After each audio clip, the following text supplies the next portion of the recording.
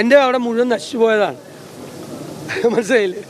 അങ്ങനത്തെ ഒരു സംഭവം ചെയ്തതിനാണ് ഈ പറയുന്ന ഇല്ല. അതൊക്കെ ഫൈൻഡിങ് ഉണ്ട്.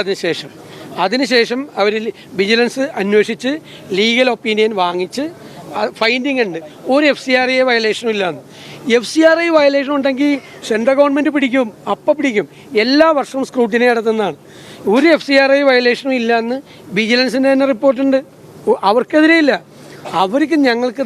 അവരാണ് ഞങ്ങളെ സഹായിച്ചത്. അവരും ഹാബിറ്റാറ്റ് ഫോർ ഹ്യൂമാനിറ്റി എന്ന് പറയുന്ന ഒരു ഇൻ്റർനാഷണൽ ഓർഗനൈസേഷൻ. ഇത് നമുക്ക് ചെയ്ത് ശീലമില്ലാത്ത കാര്യമാണ്. റീഹാബിൽ ഞാൻ അവരുടെ അഡ്വൈസ് വാങ്ങിച്ചു. ഭയങ്കര ഹൈലി പ്രൊഫഷണൽ. അവർ 67 രാജ്യത്ത് പ്രവർത്തിക്കുന്ന സംഘടനയാണ്. അപ്പോൾ അവരും മണപ്പാട് ഫൗണ്ടേഷനുമാണ് എനിക്ക് പ്രൊഫഷണൽ ഗൈഡൻസ് വന്ന്. ഞങ്ങൾ കളമശ്ശേരിയിലെ XIME എന്ന് പറയുന്ന മാനേജ്മെൻറ്റ് ഇൻസ്റ്റിറ്റ്യൂട്ടിൽ കുട്ടികളെയും അധ്യാപകരെയും കൊണ്ടാണ് MBA സ്റ്റുഡൻസിനെ കൊണ്ട് സർവേ നടത്തിച്ചത്. എല്ലാം പ്രൊഫഷണലാണ്. അതാണ് ഞാനൊന്ന് അസംബ്ലി പറഞ്ഞത്.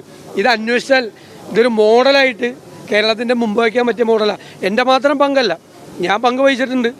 ഒരുപാട് ആളുകൾ സഹായിച്ചിട്ടുണ്ട്.